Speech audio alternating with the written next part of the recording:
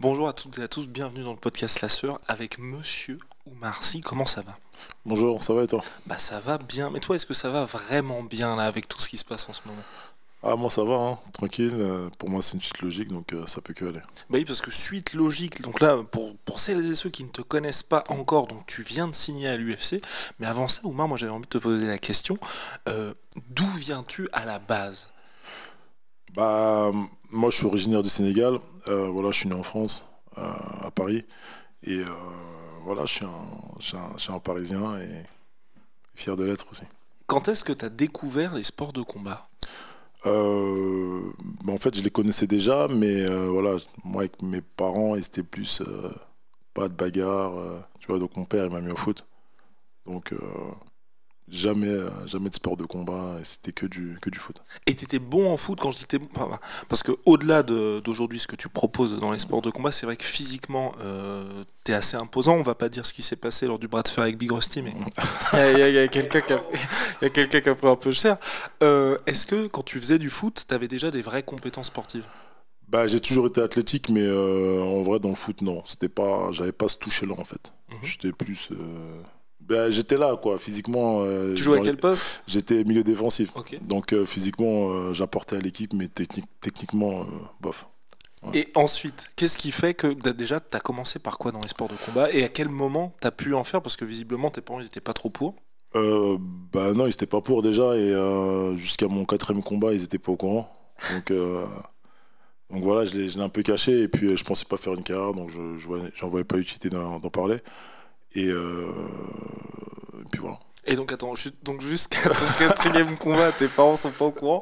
Donc quand tu dis jusqu'à ton quatrième combat, on est d'accord que c'est ton combat professionnel. Ouais. Et donc là, tu t'entraînais où? Et tu découvres, on va dire, c'est quoi le premier sport que tu as fait? Et à quel moment tu te dis, bah ça m'intéresse aussi d'en faire? Bah, la salle de ma ville où j'étais, bah, c'était un peu tout. Il y avait Ok. il y avait de la boxe, il y avait du crossfit, du pied-point, du grappling. Et par rapport à ce combat-là, moi, quand je disais à ma mère que j'allais combattre, elle pensait que c'était, tu sais, les trucs de judo dans les gymnases, tout ça. Mais après, quand j'ai signé au KSW, je lui en ai parlé. Je lui ai dit, écoute, j'ai signé dans une organisation, et elle a dit à mon frère de m'accompagner, tu vois. Donc mon frère, lui, savait même pas où est-ce qu'il allait. Et lui non plus ne savait pas que tu faisais du Non, MMA. lui, il a pas capté, il a pas compris ce qui se passait. Et en fait, j'ai combattu au KSW devant 19 000 personnes, et lui, il a vu l'ampleur du truc, tu vois. Donc c'est à partir de là où vraiment j'en ai parlé à ma famille et tout. Et voilà, maintenant, ils me soutiennent aujourd'hui. Et donc ça veut dire que quand tu as commencé dans les sports de combat, directement tu as commencé par le MMA. Bah, en fait, c'était complet, direct. Ok. Direct. J'ai eu la chance de commencer tout direct. Et t'es resté dans le même club aujourd'hui ou ça a évolué depuis aussi? Non, non, non, vu que c'était un peu loisir et tout, voilà, j'ai quitté au bout de mon premier combat. Et après, je me suis attribué une équipe, en fait, à gauche, à droite. Voilà. Mais donc, quand tu dis, parce que je suis en train de voir là, ça veut dire que tu as quand même fait le GMC et l'Octagone en étant, enfin, pas du tout dans une structure professionnelle. Bah, je ne le suis pas aujourd'hui encore, hein, dans une structure professionnelle, mais quand on dit qu'on n'est pas dans une structure, ça ne veut pas dire qu'on n'est pas bien entouré, tu vois. J'ai un coach de chaque discipline, donc, et j'ai la chance que tous mes coachs ce sont des anciens combattants, donc ils savent ce que c'est. Mais c'est la même chose, j'ai affronté des mecs qui s'entraînent aux États-Unis et tout, donc c'est pas pour autant qu'on peut pas gagner comme ça. Mais aujourd'hui, en fait, quand tu dis que c'est pas professionnel, t'as l'impression qu'il te manque quelque chose ou parce que enfin, je veux dire, enfin, t'es à 9-0, tu viens de signer à l'UFC, sur le papier, on dit que tout va bien. Bah, je pense que avoir une team, c'est le rêve de tout le monde. Maintenant, à Paris, il n'y a pas ce que je recherche. Donc, et puis, je compte pas aller à l'étranger parce que voilà, j'ai mes centres d'intérêt ici, ma famille, etc. Donc, tant que ça marche comme ça, on va continuer comme ça. Ah oui, avec la même structure, oui, Ouais, quand c'est ça. tu disais il te manque rien aujourd'hui, oui, c'est ça. Non, il me manque pas grand-chose. Ok, ok, ok. Pas grand-chose, c'est-à-dire?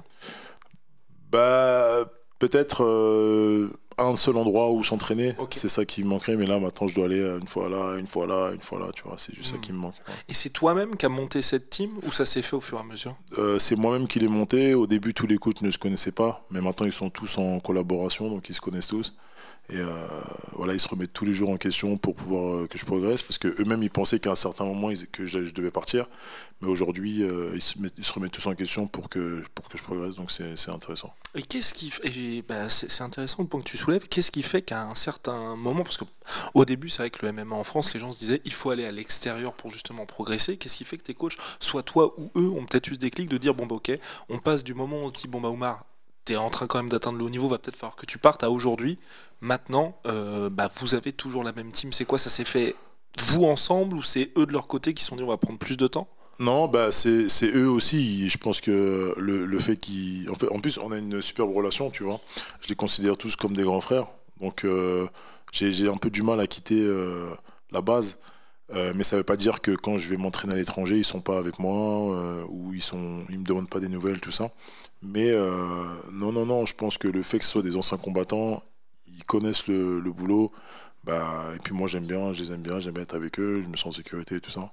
Bon, voilà, je pense que c'est ça qui fait que je pense que j'ai pas besoin de bouger pour le moment. Et donc revenons un petit peu, donc Oumar qui est à 4-0, là les gens dans ton entourage ne savent pas que tu fais des sports de combat. Est-ce que tu le cachais? Parce qu'on est quand même à une époque, donc c'est 2020, donc les réseaux sociaux sont toujours là, donc c'est-à-dire quoi? Tu postais même pas, non?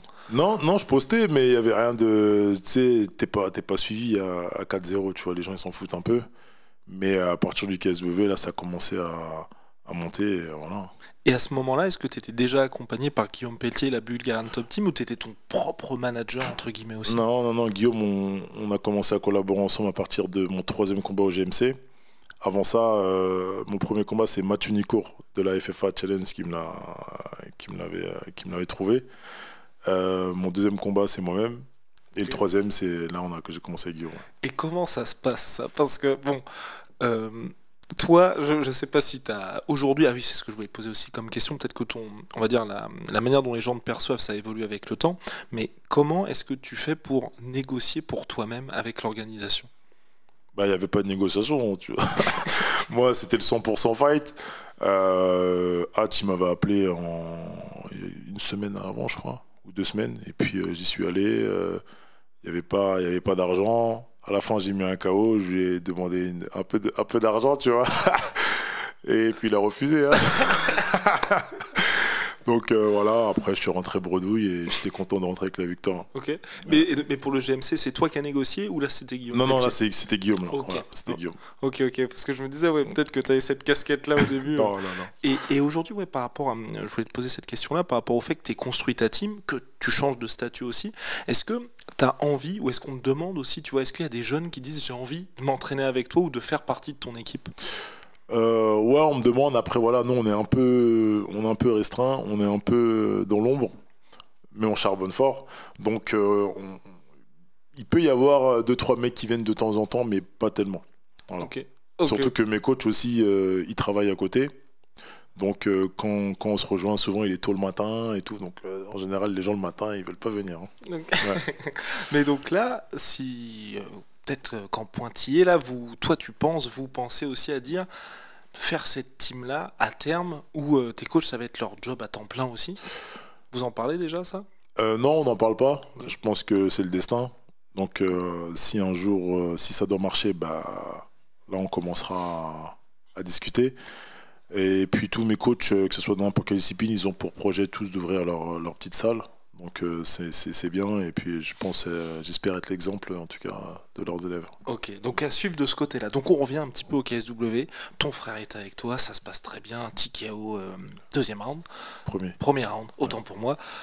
À ce moment-là, toi, est-ce que tu as un déclic? Qu'est-ce qui se passe exactement? Ah non, non, moi, dans ma tête, je me dis que c'est mon destin. Et que, voilà, ça sert à rien de regarder souvent. En fait, souvent, on a ce truc de regarder les gens sur les réseaux sociaux, dans n'importe quel domaine. Hein. Ah, ils ont réussi. Mais en vrai, on est tous pareils. Donc, il faut juste se donner les moyens. Et pour moi, il n'y a pas de chance, il faut juste y aller. Et ce combat-là au KSW, est-ce que tu dis que c'est le destin, mais déjà dans ta tête, tu te disais, t'as envie d'en faire ta vie à ce moment-là ou pas? Avant le KSW, non. Parce que j'avais jamais combattu devant beaucoup de monde, mais là, devant les 20 000 personnes, je me suis dit, ouais, il y a un truc à faire. Surtout que les gens, ils m'ont apprécié. Et après le combat, ouais, pour moi, c'était Une évidence. Est-ce que tu connaissais le KSW avant ou pas? Bah, je connaissais par rapport aux Français qui performent là-bas, mais sinon, non. D'accord. Ouais. Et donc le KSW qui est une énorme organisation en Pologne évidemment, où là aujourd'hui tu étais signé avant d'aller à l'UFC, tout se passe bien pour toi au KSW, ces années-là, parce que c'est vrai que c'est allé très vite, hein, je crois que tes débuts professionnels, donc c'est pardon 2019, là 2023 tu signes à l'UFC, et tout ce run au KSW ça se déroule hyper rapidement. Comment toi tu l'as vécu ça?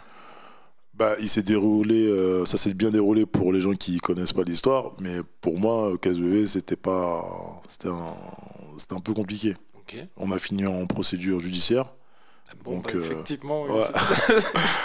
Ouais. Donc pendant que j'y étais, en fait, j'osais pas trop parler parce que je savais pas comment ça allait se passer, mais maintenant que je suis sorti du KSW, je peux en parler. Donc je me suis blessé à plusieurs reprises.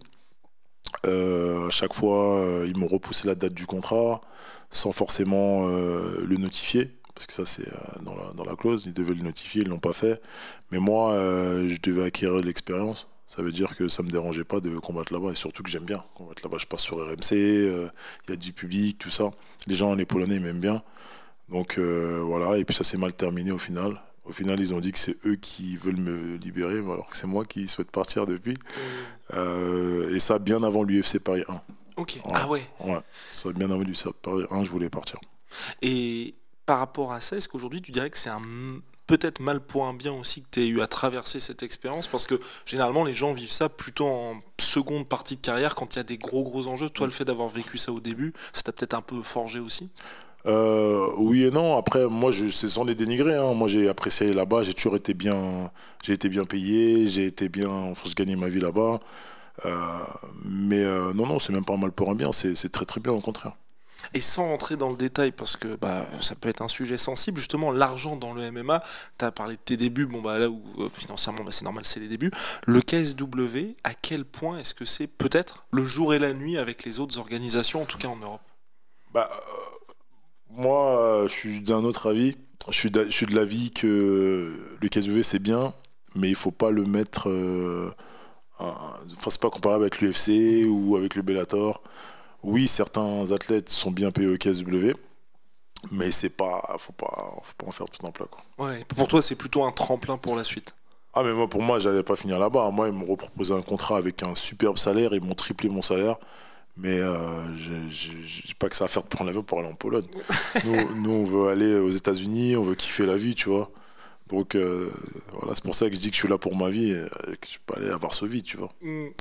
Même si c'était très bien, hein, franchement, c'était magnifique, c'était un beau tremplin et tout. Nickel. Mais tu voulais pas, ouais. Enfin, ouais, il faut faire beaucoup de combats là-dedans. Ensuite, donc il y a le KSW. Tu as pu aller dans d'autres organisations aussi. Comment ça se passe ça? Parce que tu as été, à part, je crois, dernièrement, et c'était le KOF et Ares où c'était en France. Sinon, tu es à l'extérieur. Est-ce que tu aimes bien ça aussi? Que le public soit peut-être hostile, quoique tu as dit qu'en Pologne, ça se passait bien pour toi?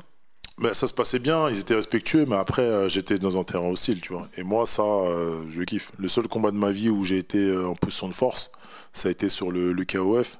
Donc j'étais chez moi, c'est moi j'ai négocié le poids, j'étais super bien payé. Mais non, moi ça me dérangeait pas d'aller en terrain hostile, hein. Mais tu préfères ou tu préfères être chez toi quand même? Ah non, je préfère être à l'étranger. Ouais. Ah ouais. Ouais. Le seul combat vraiment que j'ai fait chez moi, il y avait vraiment toute ma famille et tout. Oh, c'était une pression de dingue à gérer. Ouais. Et parce que c'est justement cette pression-là, parce que c'est vrai que c'est intéressant, parce qu'il y a des combattants qui préfèrent être à la maison, d'autres à l'extérieur. C'est quoi? C'est que ça commence dès le début du combat. Les gens, je sais pas, vont te demander des billets. T'es obligé aussi d'être présent pour eux, en plus de tout ce que t'as à faire pendant la semaine. C'est ça, mais après moi j'ai un caractère assez fort, tu vois. Une fois que je parle une fois, les gens en général ils essaient pas de me gratter des tickets ou tout ça. Voilà, c'est quand il y a quelqu'un qui combat, il faut y mettre du sien. Ça sert à rien de le passer le cerveau avec ça. On espère juste qu'il gagne. Mais non, moi je préfère l'étranger. Je kiffe, je suis avec mes coachs. Je suis le seul Français sur la carte. Je me considère vraiment comme un vrai combattant. Après, je pense que c'est bien de combattre à domicile, mais pour moi, j'ai pas envie d'être dans mon confort en fait. J'aime bien être à l'étranger et tout. J'adore. Et tu parlais des États-Unis. Est-ce que tu y as déjà été là avant la signature? Jamais. Ok. Jamais. Et il y a aussi ça qui a motivé, on va dire, ton choix de l'UFC, parce qu'il y a aujourd'hui aussi le PFL qui pousse un petit peu. Est-ce que c'était justement ces sirènes des États-Unis où tu t'es dit ça peut être intéressant? Ah non, mais que ce soit l'UFC au Japon ou au Cameroun, pour moi, c'était l'UFC ou rien. Ok. C'est comme ça que... Avant, j'hésitais à le dire parce que j'avais un peu peur de ne pas y arriver. Mais c'était l'UFC ou rien. T'as dit, t'hésitais à le dire parce que bah on sait jamais ce qui peut se passer. Est-ce que t'es sensible toi à ça aujourd'hui? C'est beau parce qu'aujourd'hui le MMA, il y a de plus en plus de gens qui s'y intéressent et donc forcément ça fait plus d'argent pour le sport, plus de reconnaissance. Mais quand on voit les réseaux sociaux, c'est bien et pas bien aussi. Est-ce que ça, toi, tu y prêtes attention un peu? Je regarde comme un spectateur, mais j'aurais pas voulu être à la place d'un combattant qui veut aller à l'UFC et que l'UFC ne le veut pas, ou il n'arrive pas à y signer et après il faut qu'il signe ailleurs. Donc c'est pour ça que j'osais pas trop en parler, mais non, j'ai eu la chance d'y rentrer facilement. Et ça faisait longtemps que l'UFC s'intéressait à toi? Avant l'UFC Paris déjà. Donc j'avais signé au KSW, ensuite il y a eu des propositions, mais moi je ne me pensais pas prêt. Donc pour moi et avec mon équipe, on a dit c'est impossible. Donc il y a eu les Dana White, qu'on aurait dû faire, mais bon, ça s'est pas fait. Ça c'était après Ares par contre. Après il y a eu l'UFC Paris 1, il y a eu l'UFC Paris 2. Le 2, je pense que j'aurais été prêt. Mais maintenant, là, c'est le moment. Et donc là, ça y est, normalement pour 2024, oui, ça va être bon. Avant ça, oui, tu as parlé aussi justement des blessures qui ont peut-être été un petit peu préoccupantes pour toi. Comment ça se passe là aussi avant d'être à l'UFC? C'est vrai qu'il y a vraiment deux parties de carrière pour les combattants qui rentrent dans une grosse ligue et puis tout ce qui se passe. Comment tu as pu vivre ça? Je le vis encore mal parce que là, je suis encore blessé. Je traîne une blessure au ligament du pouce qui traîne. Et du coup, là, je vais me faire opérer cette semaine. Donc, j'aurai une récupération de 6 semaines. Donc, l'UFC, ils ont été compréhensibles avec moi. Donc, j'ai les 6 semaines de rééducation. Plus encore la préparation de 2 mois ou 3. Donc, je combattrai sûrement l'année prochaine. Et les périodes comme ça, quand quand tu récupères de blessures ou quand tu te blesses, est-ce que, je sais pas, t'es accompagné mentalement? Est-ce qu'il y a un petit peu de doute ou jamais? Ça dépend de la blessure, hein. Là, c'est le pouce, donc ça m'empêche pas de boxer, ça m'empêche pas de lutter. Donc, je peux quand même m'entraîner, mais moi, je progresse plus quand je suis pas en prépa, en fait. Parce que je prends du plaisir à aller à l'entraînement, alors que quand t'es en prépa, t'es fatigué, la diète et tout ça. Mais voilà. Et toi, tu combats, donc le dernier combat que tu as fait, c'était en heavyweight. Tu es en ta catégorie naturelle, c'est light heavyweight moins de 93 kilos. Est-ce que tu cuts beaucoup pour être en moins de 93? En fait, moi, je mise tout sur la diète. Donc, je descends à 97. Après, voilà, un petit footing d'une heure, un peu de pâte d'ours et je suis au point. Et tu fais ça tout seul ou il y a quelqu'un qui t'a accompagné au début pour pouvoir... Parce que d'ailleurs, oui, ça aussi, au début, quand tu as fait tes combats, est-ce que tu as découvert ça, je sais pas, en regardant des tutos sur YouTube ou quoi, ou il y a des gens qui t'ont quand même expliqué comment faire? Non, au début, j'étais pas lourd comme aujourd'hui. Genre, je faisais 98 kilos, quoi. Donc, c'était très, très simple de descendre. Non, mais déjà, c'est pas mal 98 kilos. Ah, non, mais aujourd'hui, t'as vu, je pouvais monter à 110 au moins, tu vois, hors combat, quand je mange des bonbons et tout. Mais non, je me suis pas renseigné, j'étais avec un coach. Bon, lui-même, il connaissait rien du tout en vrai, il faisait comme s'il connaissait, tu vois. Mais avec le temps, j'ai suivi les processus, les protocoles de cutting et tout, mais moi, ça me réussit pas. Voilà, tout ce qui est bain, tout ce qui est sauna et tout, je laisse ça aux autres.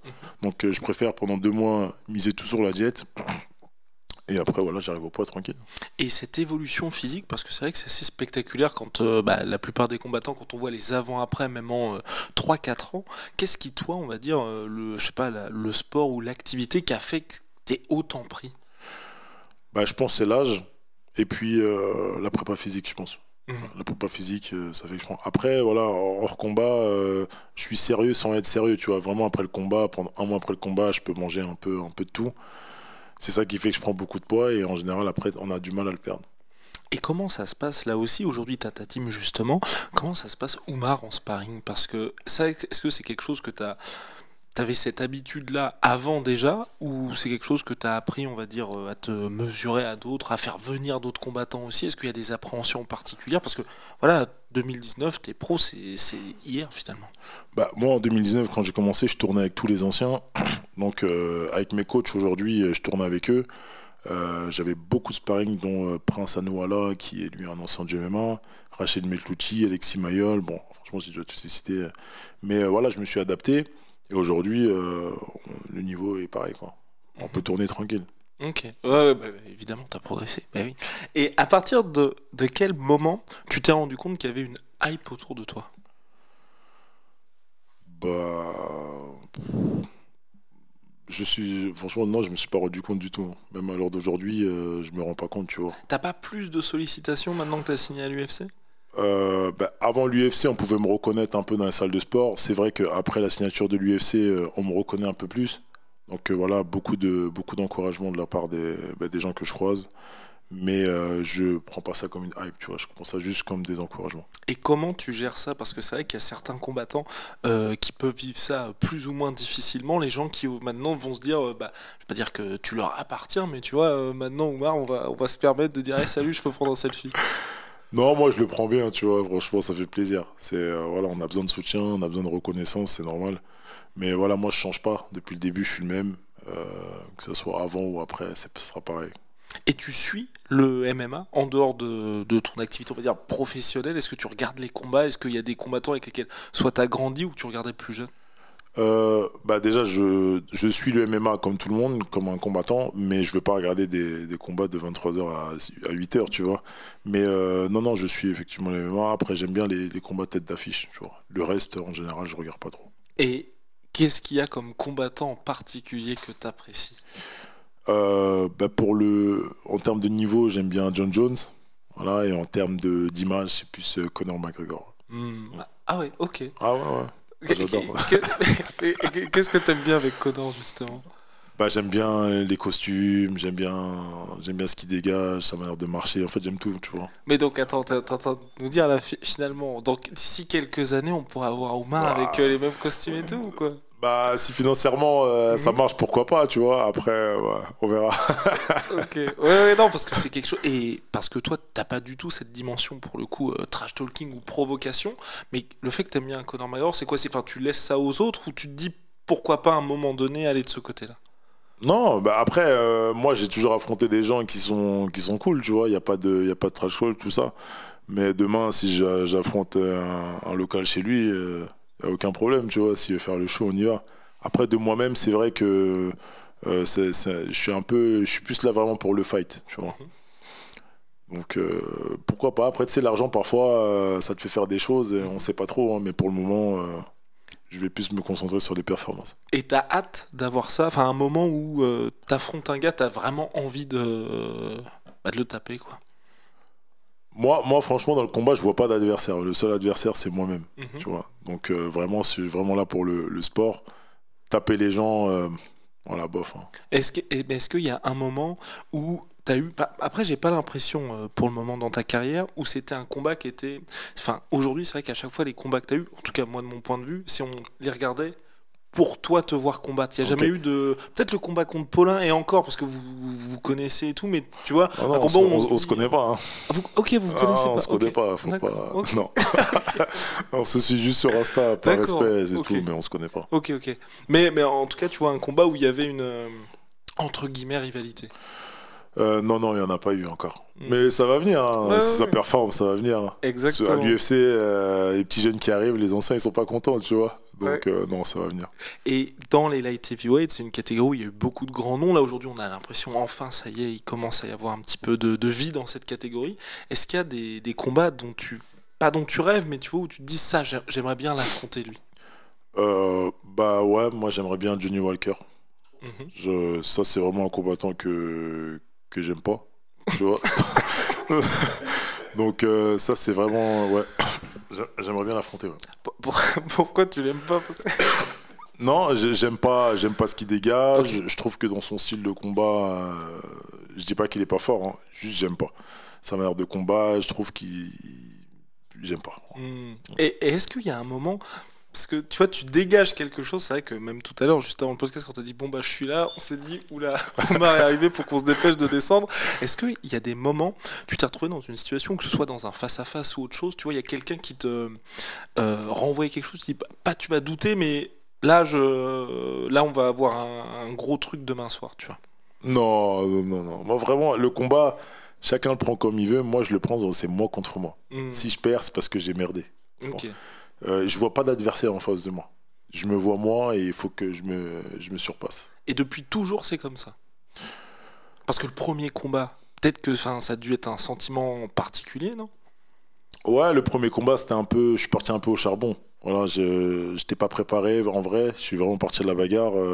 Je m'étais jamais mis torse nu, tu vois. J'avais jamais enlevé les protèges tibia, j'avais jamais mis de mitaine. Donc c'était un peu particulier, mais on s'adapte. Et c'est quoi le sentiment que tu préfères dans cette vie de combattant? La gagne. Voilà. Moi, j'aime pas trop les entraînements et tout, souffrir, tout ça. Mais moi, je suis là pour la gagne. Ce que j'aime, c'est quand je lève les bras, au moins je me dis, j'ai gagné, tu vois. Et comment tu fais aussi pour avoir cette... comment? Après, c'est en light, t'es en light heavyweight. En heavyweight, je pense que c'était un petit peu plus respiré justement au niveau de la diète, mais pour avoir cette rigueur en tout temps, parce que c'est vrai que ça peut être très compliqué, surtout avant l'UFC, parce qu'une fois que t'es à l'UFC, bien, enfin, ta vie va changer. Mais là, avant l'UFC, comment tu fais? Parce qu'en plus, t'as une vie de famille aussi, Ouais, donc sans- pour réussir à maintenir tout ça.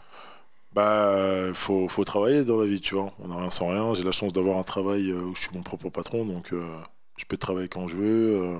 Bon, quand je dis quand je veux, je travaille tous les jours, mais en tout cas, je peux adapter mes entraînements avec le travail. Ok, ouais, bah, en tout cas, chapeau monsieur. Et donc là, on va avoir. Bah, ça, pour moi, ça fait partie du Ouais. combat, tu vois. Mhm. Quand j'arrive au combat, au moins, je sais pourquoi je suis là. Euh, Tu sais, c'est jamais trop facile. Une vie facile, pour moi, perso, c'est un peu. Je me vois pas dans une vie facile, tu vois. Je Mm. préfère une vie dure pour arriver là où j'ai envie. Donc, quand j'arrive au combat, je suis en mode.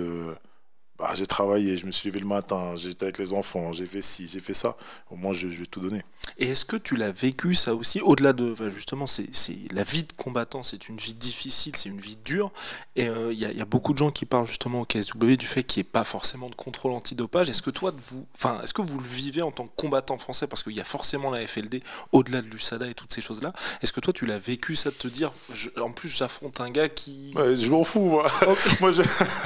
moi, je suis là pour la gagne, donc je me pose pas la question est-ce qu'il est chargé, est-ce qu'il est pas chargé, je m'en tape en fait, tu vois. Moi, je viens pour me péter, donc qu'il soit chargé ou pas, demain tu peux même avoir des contrôles, le gars il est chargé, hein. Donc, moi, je trouve que les gens ils aiment bien parler pour parler. Dans le monde du sport, à la base, il y a du dopage partout. Même un joueur de tennis, il se dope, tu vois. Donc, si je dois encore faire attention à ce que le mec il est dopé, je m'en fous. Et avant cette carrière de combattant, est-ce qu'il y avait peut-être, de temps en temps, Oumar qui, dans la rue ou ailleurs, aimait bien aussi les sports de combat ou, Bah ouais, on va dire ça comme ça, tu vois. Mhm. Dès qu'il y avait une bagarre, t'étais là? ouais, bah j'étais là, tu vois. J'ai eu une période de ma vie où entre le foot et le MMA, ben voilà, je traînais un peu dehors et tout. Donc dès qu'il y avait des échauffourées, c'était du direct, quoi. Et ça a été dur pour toi de mettre ça de côté, parce qu'on connaît pas mal de combattants où c'est vrai que même quand ils sont combattants pro, c'est un peu, enfin, c'est un peu compliqué de se dire bon bah là maintenant, oh là là, oh là là, oh là là. Ouais, bah non, en vrai, c'est que j'ai un tempérament assez fort. Mhm. Même si je suis gentil, hein, tu vois. Ouais. Non mais Mais, on le sent vraiment que le curseur, voilà, il y a 0 et puis 100, voilà, c'est ça. Mais voilà, comme je suis souvent en moto et tout, ça arrive que je m'embrouille tout le temps, tu vois. Mais au point de me battre dehors et tout, non, non. Là, c'est. Franchement, je pense jusqu'à 4 combats, franchement, je pouvais me péter dehors et tout. Mais aujourd'hui, non, je fais attention, tu vois. J'essaie vraiment de. Puis voilà, j'ai eu des enfants et tout. Donc, j'essaie vraiment de me canaliser. Et il y a des gars, ou enfin des combattants ou autres qui soit t'inspirent ou tu prends exemple d'eux en particulier, ou même d'autres sportifs ou des gens Non. peut-être de ton entourage. Non, je prends exemple sur personne. J'ai appris que voilà, on pouvait écrire notre propre histoire, donc j'ai pas d'exemple à prendre, tu vois. Après, ça m'arrive de regarder, par exemple, je sais pas, des interviews de combattants pour pouvoir regarder et apprendre, mais sinon, non, je m'inspire pas. Et quand tu vois qu'un gars, donc il y a Conor McGregor par son style, tout ça, ou bientôt, donc on va voir Omar en mode The Notorious, ça va être pas mal. Quand tu vois un gars comme John Jones, où c'est vrai que il a eu les blessures, bah là il y en a une nouvelle pour lui aujourd'hui, les longues absences, ces choses-là, tu te dis comment c'est possible que le gars réussisse à revenir à chaque fois. Bah, je pense que lui, c'est inné, hein, à mon avis, hein. À mon avis, il était fait pour ça, hein. Ouais. Et tu penses qu'il y a autre chose aussi, enfin dans le sens où toi par exemple, où t'as expliqué que toi t'avais toujours ce côté, cette dimension physique. Quand tu vois un John Jones, tu dis quoi? C'est le côté technique aussi qui t'impressionne, c'est... Ouais, technique, physique et le mental aussi. Mhm. Mais non, j'aime bien John Jones, mais je me compare pas à lui. Ok. J'oserais pas. Ah, voilà. C'est bon, la tête sur les épaules. Mais comme John Jones, peut-être qu'un jour tu feras ce passage chez les poids lourds. Qu'est-ce qui t'intéresse chez les poids lourds? C'est pas juste pour la diète? Ah, c'est uniquement pour la diète, hein. Ok. C'est tout, hein. Franchement, si un short notice et tout, moins de 100 kilos, moins de 102 kilos et tout, moi j'y vais, hein. Et je suis prêt, j'y vais. Et t'as pas une fascination particulière pour se dire cette catégorie où à chaque fois on dit chez les lourds, tu peux tomber en un seul coup et tout? Non, non, non. Moi, je me dis rien, je me pose pas de questions. C'est vraiment moi contre moi. Mhm. Avec une belle stratégie de combat, une belle condition physique, on peut faire plein de choses. Et que ce soit dans les combats, tu dis toi c'est tout pour la gagne, mais que ce soit KO, soumission, est-ce qu'il y a des choses que tu préfères en particulier? Non, moi je viens juste pour gagner. Que ça Ok. soit un KO, une soumission ou à la décision, tant que j'ai gagné, je suis content. Et bah alors attends, je vais te poser la question différemment. Jusqu'à maintenant, c'est Ouais. quel combat où t'as été le plus, enfin tu t'es senti le mieux après le combat? Bah, je dirais contre mon premier vétéran UFC, Luis Enrique da Silva. Mhm. Ok. Après, je pense que on avait une bonne stratégie et que je lui ai pas laissé le temps d'appliquer son jeu. Je pense que si je lui avais laissé le temps d'appliquer son jeu avec l'expérience, il aurait pu me bouffer parce que quand je regarde ses combats, il est quand même très très fort. Mais je lui ai pas laissé le temps. Et avec toi, c'est vrai que il y a une vraie intensité qui se dégage. Est-ce que l'application du game plan, parce que évidemment, quand tes combattants arrivent dans un combat, hein, pour celles et ceux qui découvrent, hein, c'est pas juste Oumar qui va se taper contre un gars, hein, vous mettez en place une stratégie. Est-ce qu'au début, ça a été compliqué pour toi d'appliquer des stratégies? Le seul combat que j'ai pas appliqué la stratégie, c'était contre Paulin. Voilà, nous. Oui, et justement après le combat, t'étais un peu frustré, hein. Ouais, j'étais frustré, mais ça a été une erreur pour moi de le montrer comme ça, de cette manière-là, je pense. Tu vois. Mais voilà, nous, on s'est fié à ce qui avait marqué sur Internet, 1m92, 93, alors que le poteau, il fait 2 mètres, tu vois. Donc voilà, après, c'est le seul combat où j'ai pas réussi à adapter le game plan. Et puis, à la minute de repos, on a changé de stratégie. Et puis voilà, ça a marché. Aujourd'hui, même si c'est pas une belle prestation, on retient juste que j'ai gagné. Mhm. Donc, Et c'est souvent ce qu'on dit justement, c'est l'importance pour les gens, bon, peut-être pas pour ce combat-là pour toi, mais à chaque fois les gens vont revenir dans quelques années, regarderont uniquement la page Wikipédia C'est ça. et ils verront le vert. Et tu disais à chaque fois tu as appliqué le game plan sauf ce combat-là. Comment tu fais pour ne pas, on va dire, laisser ton instinct prendre le dessus? Bah, je pense maintenant, aujourd'hui, je pense vraiment que je suis fait pour ça. Donc, pour moi, si j'avais été un fan, je pense que j'aurais pas eu cette vision-là. Mais maintenant que c'est moi qui suis dans la cage, pendant 2 mois, on a travaillé. Je sais que mes coachs ils ont tous des enfants. On se lève tôt le matin. Donc, c'est pas pour tout faire tout capoter. Mhm. Donc, vraiment, j'ai ce mental pour vraiment suivre le game plan. Demain, je perds. Au moins, j'aurais suivi le game plan. Mais on sait que c'était ce game plan-là le meilleur. Et aujourd'hui, je reviens à ça, c'est vrai que tu as cette carrière d'invaincu. En combat, j'ai l'impression que ça s'est toujours bien passé pour toi. On est d'accord, hein, il n'y a pas eu de moment tu vois, où un round où c'était en train de se... Si, à l'octagone, ouais. Ok, À voilà. l'octagone. J'ai Et, affronté le gars qui sortait du Glory, là. Mhm. Et c'était dur, ouais. Et donc, qu'est-ce qui se passe à ce moment-là? Ah non, il se passe rien du tout, hein. Il se passe rien du tout. Pour moi, j'avais même gagné le round, en vrai. Ok. Je t'assure que à aucun moment, j'ai douté que j'allais perdre. À aucun moment. C'était juste une question de temps. Mhm. Et au deuxième tour, je l'ai terminé. Ok. Mais je veux dire, c'est tes coachs qui t'ont expliqué, parce que tu dis, tu croyais que tu avais gagné le round, mais... Enfin... Non, non, mais en fait, le premier round à l'octagone, bah, clairement, j'étais pas dans le combat. J'ai tenté une amenée, j'arrive pas. Bon. Et après, il me met des coups, je tombe, etc. Mais comme je le répète, à aucun moment, je me suis dit, je vais perdre. Vraiment, dans le combat, tu sais, un combattant dans le combat, il sait même pas tu sais même pas à quoi il pense, tu vois. Mhm. Et pour moi, j'étais en train de gagner. Même si je suis par terre, j'étais en train de gagner. Et à quel moment ça redescend un peu? Parce que c'est vrai que souvent on voit, c'est ça moi qui me frappe le plus quand on regarde les combats, c'est va y avoir l'annonce du résultat et puis après tu vas voir que le gars boite ou quelque chose comme ça, Ouais. mais l'adrénaline est tellement forte à ces moments-là. Est-ce que toi, il y a un moment en particulier où ça redescend, c'est quand il y a l'annonce de la décision officielle? Bah, moi, au début, dans mes combats, j'étais content de gagner. Et après le combat, j'étais un peu vénère, tu vois, d'avoir tapé les gars et tout. Et avec l'expérience aujourd'hui, bah, j'essaie de me canaliser. Mais souvent, après les combats, je suis un peu énervé, ouais. Mais parce que par rapport à quoi? C'est que les gars, tu te dis, vous êtes tous les deux combattants, vous avez traversé les mêmes choses et... Bah, tu sais, quand tu blesses un gars et tout, c'est pas. Moi, je suis pas dans cette optique-là d'être content. Moi, pour moi, si je peux venir l'étrangler, au moins, il tape et il rentre indemne, parce qu'on a tous des familles et tout. Je préférais ça, mais quand je mets KO un gars où je lui déchire le visage et tout, je suis un peu. Ouais. Ouais. Et pour la suite, là, est-ce qu'il y a des choses en particulier que tu as envie d'accomplir? Parce que t'es qu'au début. Hein. Ah, j'ai 9-0, mais je suis conscient que je suis un jeune combattant. Euh, Là, pour moi, c'est de rentrer dans le top 15. Ouais. Et est-ce que tu t'es déjà fixé un cap, entre guillemets? Parce que c'est vrai qu'il y a certains combattants, on sait qu'ils vont pas faire long feu. Toi, tu te dis, donc 27 ans, comme tu as dit, 10 ans ou. Bah, moi, je me fixe jusqu'à 37 ans. Franchement, 37 ans pour accomplir de grandes choses. Après, je pense que je raccrocherai. Ouais.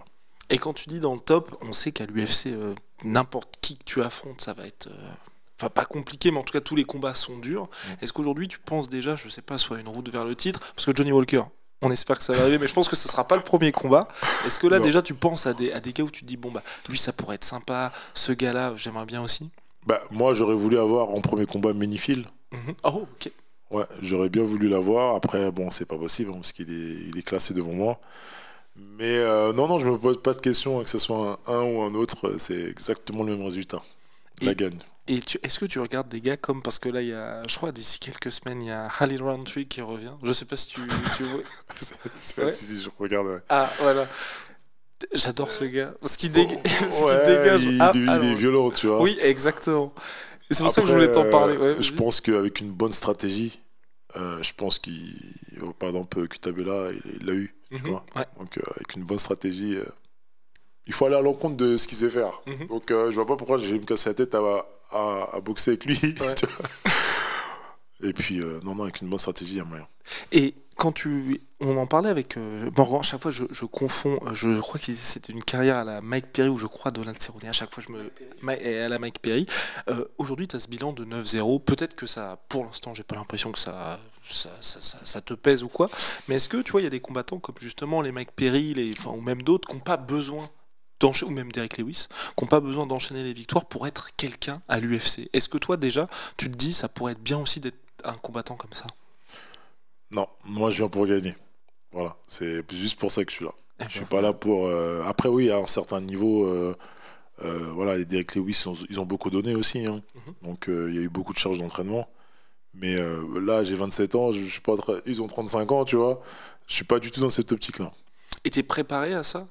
Enfin, évidemment, je ne souhaite Koumar perdre. Je veux que, allez, à 30-0, tu te dises, bon, bah, Habib, je t'ai égalé, allez, c'est terminé. Ça va être chaud. Est-ce que ça va être chaud, mais bon. Voilà, il faut quand même se fixer des gros objectifs. Est-ce que t'es préparé à ça, ou en tout cas, tu te dis, si un jour je perds, c'est pas grave, on aura toujours l'occasion de récupérer ça? Bah, ça dépend quand. Tu vois, là, il faut que je fasse un 4 sur 4. Et après, je pourrais me dire, bon, bah, j'ai perdu, mais c'est pas grave, tu vois. Mais là, c'est mort. Là, je viens pour la gagne. Voilà, donc là, il faut faire le 4 sur 4. Ouais, et quand ouais. tu vois ce qui s'est passé avec, donc on a en poster la Francis, est-ce que ça t'inspire aussi de voir quelqu'un qui était à l'UFC, a fait ce qu'il avait à faire à l'UFC, ensuite est parti en boxe? Est-ce que toi, la finalité aussi, ça va être l'UFC, ou tu te dis pourquoi pas aller dans d'autres disciplines après? Bah, franchement, si j'avais pu voir ce qui se passerait dans 10 ans, je l'aurais fait. Mais non, pour moi, je suis vraiment concentré à l'instant T. Là, moi, je suis un très très jeune combattant et là, je suis concentré déjà sur le prochain combat uniquement. Hein, tu vois. Donc, Et puis surtout qu'en plus aujourd'hui, ce qui est beau, c'est qu'il y a va y avoir encore plus d'événements en France. Est-ce que quand tu as regardé les gars qui ont fait l'UFC Paris, même si tu préfères être à l'étranger, ça t'a quand même motivé? ouais, bah moi, je suis venu à l'UFC Paris 1 et 2, mais le 2, j'étais venu vraiment pour prendre la température, tu vois, pour l'année prochaine. Mais non, je préfère être à l'étranger, mais je pense que j'ai acquis beaucoup d'expérience et le fait d'être à l'UFC Paris 3, il n'y a pas de souci. Et donc, en tout cas, c'est ce que je souhaite. Donc aujourd'hui, on a Oumar qui est enfin, si vous devez mettre un petit ticket sur quelqu'un pour faire de grandes choses dans les Français, évidemment, il y a toi. Est-ce qu'il y a d'autres Français aujourd'hui que les gens peut-être connaissent pas aujourd'hui, où toi tu te dis, là, eux, ils arrivent et ça va être du très très lourd, qui sont pas forcément à l'UFC, hein, évidemment. Un combattant français. Et tu peux même en dire plusieurs. Hein, si. Bah, on se connaît pas. Je pense que je pense qu'il y a Baïsangour. Shamsuddinov. Ouais, je Ouais. pense. Mhm. Après, dans les autres, je pense qu'il faut encore un peu bosser. Ouais, ok. À quel niveau en fait est-ce que parce que c'est l'autre truc aussi où moi j'ai pas forcément peur on va dire par rapport au MMA français mais je me dis il y a 65 millions de Français je crois aujourd'hui quelque chose comme ça. J'ai peur peut-être que les gens soient comme tu dis pas faut encore bosser mais on a peut-être tendance à voir les gens trop beaux trop vite à partir du moment où il se passe quelque chose en France. C'est ça, c'est ça. Dès que moi je venais de battre Poland, qu'on me disait ah et tout, tu vois, alors qu'en vrai il y avait rien. Faut garder la tête sur les épaules. Le problème, c'est qu'aujourd'hui, à l'UFC, qui est le Graal, qui est l'élite, vous savez, il y a 2-3 gars qui sont rentrés à 4-5-0. Dès qu'on voit un mec qui est à 5-0, on dirait. Alors qu'en vrai, il n'y a rien. Tu vois, il faut vraiment être focus et regarder devant soi et pas se laisser emporter par les réseaux sociaux. Et pour les gens là, qui sont en train de découvrir le MMA, en tout cas qui vont peut-être regarder une première interview avec toi, à quel moment tu te dis, bon bah là ça devient sérieux? Parce que tu vois, tu dis, t'as battu Paulin, c'était rien. À quel moment, enfin, je veux dire, t'es devenu quelqu'un, mais tu t'es dit, là ça y est. C'est là sa signature à l'UFC pour toi? En fait, en gros, pour toi, ça devient vraiment sérieux à partir du moment où on est à l'UFC? Bah en fait, c'est deux carrières différentes. Il y a la première partie et la deuxième partie. Et il y a une troisième partie aussi pour moi. Pour moi, le top 15, top 10, c'est la troisième partie. Euh, Avant, pour moi, tu sais, 9-0, je te promets que c'est rien du tout pour moi. Parce que je savais que j'allais à l'UFC un jour. C'était une question de temps, en fait. Mais maintenant que j'y suis, place aux nouveaux objectifs. Et donc là, bah, déjà top 15, et puis après, nouvelle partie de carrière. Non, mais ça va être hyper intéressant, parce qu'en plus, tu as l'air d'être prêt justement à tout ce qui va arriver, et donc, dans tout ce qui va arriver, est-ce que là, je sais pas si tu en as déjà parlé même avec ton manager, tout ce qui va être les obligations médiatiques, ce genre de choses, est-ce que ça, quand tu vois que Cyril doit faire la tournée d'absolument tout le monde, que Connor, lui, bah, c'est évidemment encore pire, est-ce que tu es déjà préparé à tout ça? Bah, au KSW, il y a une grosse obligation médiatique, mais bon, c'est pas le même niveau, hein, bien sûr. Mais voilà, je l'ai fait. Après, oui, j'ai déjà parlé avec Cyril, on s'est déjà capté tout ça, et il m'a expliqué, tu vois, entre guillemets, donc ouais, je suis préparé. Ok. Mais en tout cas, ce qui est sûr, c'est que je serai pas content d'être là, tu vois. Vraiment, je viens vraiment pour abattre l'ennemi, quoi. Ouais. Et ça te déconcentre un peu? Quand tu dois juste parce que je crois que c'était Bruno Silva qui avait affronté Alex Pereira et en fait il avait expliqué qu'en gros le fait de faire toutes ces interviews ça l'avait sorti du game plan parce qu'il passait son temps je crois à expliquer qu'il allait je crois faire de la lutte avec ouais c'est ça à faire de la lutte avec oui à faire de la lutte avec Alex Pereira et finalement à force de dire en interview je vais faire de la lutte bah finalement il est resté debout avec Alex Pereira. Non, non, impossible. Impossible. Non, impossible. Monsieur sera pas déconcentré. Non, impossible. Mais parce que je sais pourquoi je suis là. Tu vois, moi, je suis pas là pour ouais, Oumar et combat à l'UFC, ça, je m'en fous. Moi, je suis là, c'est pour ma vie, tu vois. C'est pour l'après. Tu vois, un combattant, ça dure pas longtemps. Hein. Faut pas croire, dans 6 ans, ça peut être fini, dans 7 ans. Donc, moi, vraiment, je suis là pour ma vie. Donc, c'est pas une interview qui va me faire sortir de mon game plan. Je peux perdre, bien sûr. Hein. Mais en tout cas, je resterai focus. Et ce qui est impressionnant avec toi, c'est que justement, tu vois, même si t'as l'air d'être assez. Enfin, t'as ta propre team et vous ne vous mélangez pas entre guillemets. Le fait, quand tu vois des athlètes qui vont faire une complète contre-performance, est-ce que c'est quelque chose que toi aussi t'arrives à comprendre et tu te dis, comme tu as dit, tu peux perdre, mais j'ai pas l'impression que toi, dans ton ordinateur, ce soit possible, ça de se dire un soir, ça va pas être le bon soir. Non, pour moi, Non, pour moi, je viens juste pour gagner. Après, voilà, quand t'es un combattant, il faut être conscient de. Enfin, quand tu affrontes un gars, il faut être conscient de ses qualités et de ses défauts, comme il faut être conscient de tes qualités et de tes défauts. Donc tu peux pas être étonné de perdre quand tu combats. C'est pour ça que moi, quand je vois des combattants qui perdent parce qu'ils ont fait une contre-performance, bah ça arrive, tu vois, c'est comme ça. Tu sais, parfois, t'as un type d'adversaire que t'arrives pas à adapter ton plan. Mais non, je serais pas étonné de perdre parce que on part sur du 50-50. On peut pas toujours gagner, tu vois. Donc si je perds demain, bah, je regarderai ce qu'il y a à corriger et puis je reviendrai. Est-ce qu'il y a des choses qui font que, en particulier, tu avais parlé de ton combat justement à l'Octagone, où au début, tu te sentais pas, enfin pas toi-même. Est-ce qu'il y a des choses aujourd'hui, tu arrives à identifier ça, de te dire, bah justement, il faut pas que je fasse ça pour bien démarrer un combat? Non, parce que par exemple au KSW, mon dernier combat, j'ai établi le même plan qu'à l'Octagone je devais faire, et c'est passé. Mais là, c'était juste, voilà, je m'étais pas bien échauffé, etc. Ça, c'est le manque d'expérience en fait. Que tu as aujourd'hui. que je pense avoir aujourd'hui. Ok. Qui pense avoir aujourd'hui. Aïe, aïe, aïe. Je pense qu'on a terminé, Big Rusty. Est-ce qu'il y avait quelque chose, toi, que tu voulais ajouter ou poser en plus à Oumar? Et c'est pour ça que moi, personnellement, j'ai hâte de voir le premier combat. Comme un peu, tu vois, Cyril a aussi ce détachement, c'est différent de toi, parce que Cyril n'a pas du tout la même intensité. Mais d'avoir le premier combat où ce sera personnel. Parce que non, parce qu'il y a un moment où ça va arriver. En tout cas, j'espère pour toi que ça va arriver. Et généralement, quand ça arrive, c'est les combats, tu vois, qui sont les plus intéressants pour les combattants. Mais le moment où ça va devenir personnel. Ouais, pourquoi pas, hein. Moi, je suis pas contre, hein, tu vois. En dehors du sport, j'ai eu des histoires personnelles dehors, donc si je peux le reproduire en règle sans avoir de soucis, franchement, il n'y a pas de soucis. Mais non, vraiment, là, il n'y a rien de personnel. Vraiment, je suis là juste pour moi. Je vois pas d'adversaire et souvent, après les combats, je suis resté avec mes adversaires, on discute, tout ça. On se relance sur Insta et tout. Donc, ok. Voilà. Ouais. Non, mais c'est. On verra dans les gros combats. Non, parce que ne serait-ce que, tu vois, ne serait-ce que j'ai hâte d'avoir la première pesée, tu vois, cérémonielle de toi avec un gars qui a envie de te rentrer un petit peu dedans. Parce que pour l'instant, tu l'as jamais eu non plus, ça. Jamais. Ouais. Jamais, tu vois. Bah, ça m'étonne pas. C'est pour ça que pour le coup, moi c'est pour ça aussi. Ouais. Il y a, dans le combat de Ngannou contre Hamilton, Oui. c'était la première fois où t'as un mec qui arrivait, tu sais pas pourquoi, il a décidé, il s'est levé, je vais faire un front contre front avec Francis Ngannou. Ah, Et c'est là, chaud. Alors que c'est Francis, il parle, c'est du miel, il parle, il est tout doux. Et là, t'as un Francis qui arrive, qui fait du front contre front, tu dis oh putain. Et en vrai, tu vois, t'as l'air tellement intense quand tu veux que le moment où ça va arriver, j'ai tellement hâte. Ouais, bah après, on va jouer le jeu en tout cas. Et Ça, c'est sûr. Et bah, vivement, en tout cas, ces prochaines shoots. Du côté de l'UFC, merci beaucoup, Mar. Merci à vous. Et puis, bonne continuation.